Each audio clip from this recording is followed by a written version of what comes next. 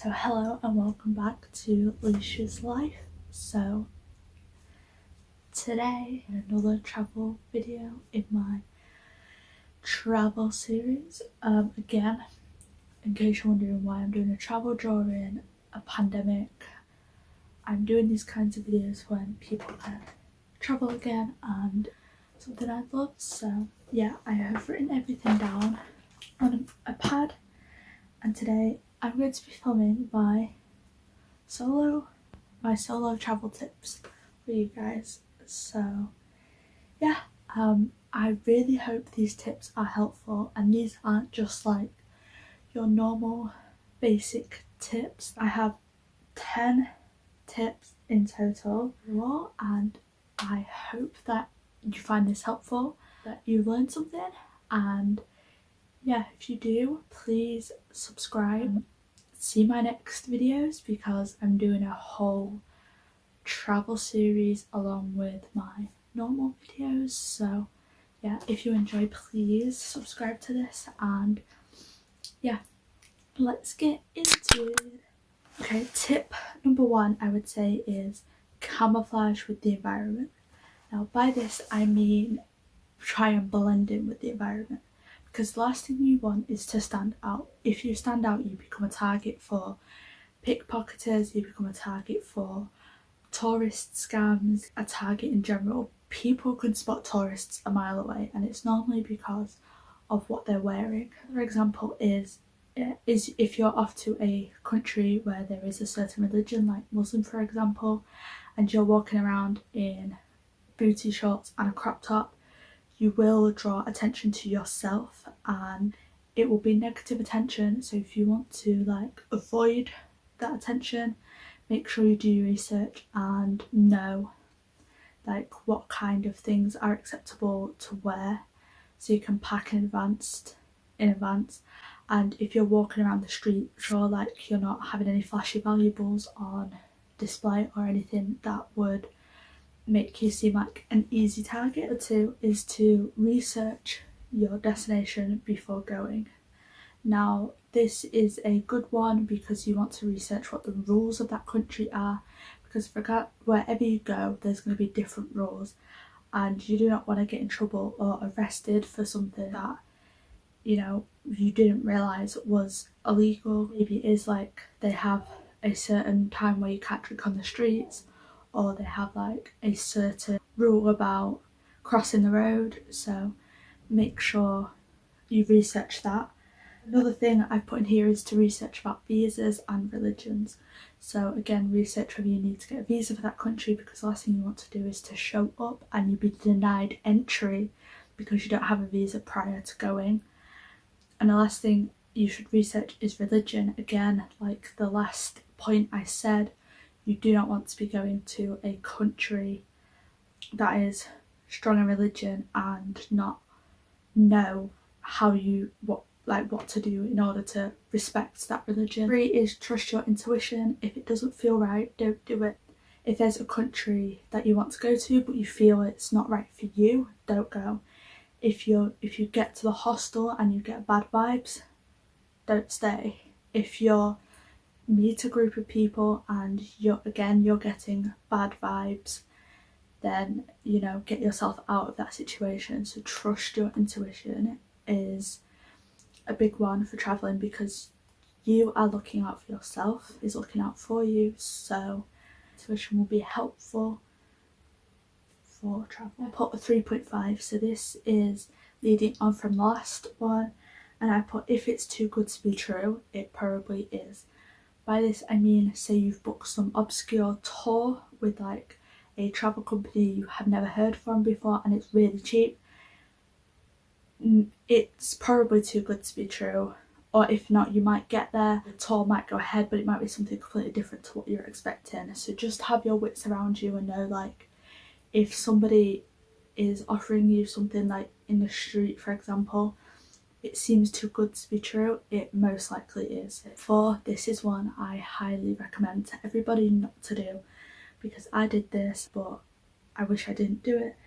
So don't pre-book everything. Now I made this mistake before I went travelling around Europe. I pre-booked all of my flights all of my hostels and had an itinerary of everything I was going to do. It worked like for half of my trip. The first half of my trip, it worked like clockwork. But once you start meeting people and you start like making plans, things change, and you never know, like with the current state of what's going on with the pandemic, what countries change their rules right away. Also, like, you may meet people on the way and choose to travel with them. I met somebody when I was in Venice and she decided to travel the rest of the way with me. We got to Athens and we was going to fly out of Athens to Vienna, Austria, but Austria had a strict quarantine, so we decided not to go. However, I'd already pre-booked flights to Austria, so yeah, I would just recommend to have a little bit of leniency in like your flights, not have 100% a plan. It's alright to have a plan, just make sure like not everything's pre-booked, because especially around Europe you can get flights cheap like a week and a half in advance, so you don't need to book like weeks in advance. So I just recommend be a bit flexible. Tip 5 is another one I recommend to everybody, and I see loads of people doing this and everybody says that they regret it. Don't overexert yourself doing too much in one day. The amount of people I have met who have overexerted themselves because they want to see everything in a day, the likelihood is that you're not going to see everything in a day. I would say put one big activity for the day, one activity for the night, or if you're doing a tour, do a tour in the morning and then a tour in the afternoon. If you want to see 2 monuments, I recommend doing 2 monuments a day. Just don't overexert yourself, you will regret it in the future. And yeah, that is honestly a tip I recommend to everybody. Tip 6 is don't be afraid to ask for help or advice.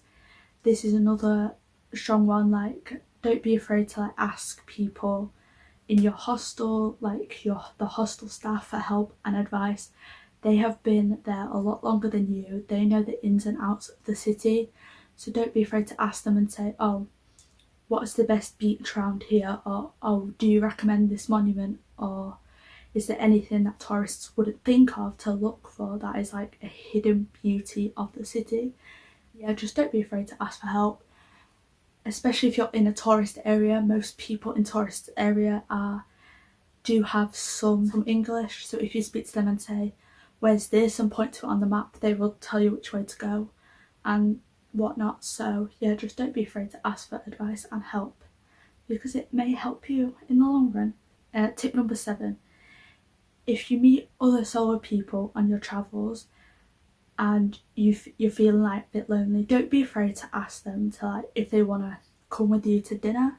Most of the time because they're solo as well, they would be happy to come with you for dinner. Don't be afraid to like ask if they want to like go out on a night tour, if they want to go to the pub, you know, whatever. If they're solo, don't be afraid to ask them and get to know them longer than you have. Don't be afraid to ask them about any advice for what to see in the city or not. And most of the time solo people are happy to like mingle together.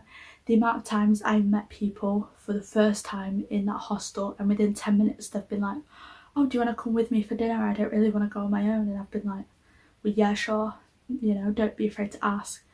And I was in one hostel and people was like, oh, do you want to come out for a drink? And I was like, yeah, sure. And yeah, so I just recommend that don't be afraid to ask people if they want to do things with you, if they want to go on a day trip with you. Like if you overhear somebody, or if somebody says to you that they're going to go to one monument tomorrow and you have that monument on your list but it's not necessarily tomorrow, you can always just say, well, I plan on going here but I could come with you tomorrow. Likelihood is they're going to say yes, because it's better to go in twos, I guess, than by yourself. So tip 8 I would say is take advantage of the free amenities given to you by your hostel. By this I mean if your hostel is offering free tours, take it, because the amount of tours can be expensive. So if your hostel is offering like free walking tours, offering free food, take it. If that hostel is offering free drink on arrival, take it. Even if you do not drink it yourself, it's a great way to meet other people. one hostel I stayed in, there was a bar across the road from it, and when you arrived at the hostel, a free drink and you got free dinner every night. So it was a great way to interact and meet new people. Even if you wasn't going to eat, you can still sit down there and meet new people, and I'd say take advantage of it. It saves you money in the long run and you get to meet new people, so bonus win-win situation. Number 9, I would say, is take advantage of hostel events. By this I mean if your hostel is running a pub crawl, take advantage. If your hostel is running any extra activities, third-party tours in association with your hostel, and your hostel staff are running an event or in a party hostel and they're having a party that night, you know, take advantage of these, because this is where you meet most of the people. This is where your true experiences come from. These are the experiences that solo travellers love, because it's not just about seeing the country and seeing the monuments, it's about living and experiencing things. So yeah, I'd recommend that. And tip number 10 I have for you all, my last tip, is just to enjoy it. The amount of times I've seen like other travellers, and even people like yourself might be like, oh, I just didn't enjoy the trip because I was too busy worrying about what I was going to do next. I was worrying about my safety, I was worrying about this, that or the other. You know, at the end of the day, just live in the moment and just enjoy it, because the likelihood is you're only going to be there once, and even if you're going back, like, you're only going to be there at that time, that once. Enjoy yourself. I forgot that I got 3 weeks into my trip, I was feeling a little bit lonely, a little bit like, oh, I don't know if I can do this anymore, and I just forgot to enjoy it. And as soon as I realised, oh, let me change my mindset, and I enjoyed it again. So I think people just forget is to just enjoy your trips, because ultimately that's what you're going for, is to enjoy it. That is my solo travel tips, and I hope you all gained something from this, and I hope you all enjoyed. If you did, please subscribe down below, because I'm doing a travel series, so this is going to be video number whatever in this series. So please subscribe if you want to see more solo travel content, and comment down below if you have any video ideas in specific you want to see from me, whether that's travel, my normal content, beauty, you know, anything you want to see, please let me know. Bye.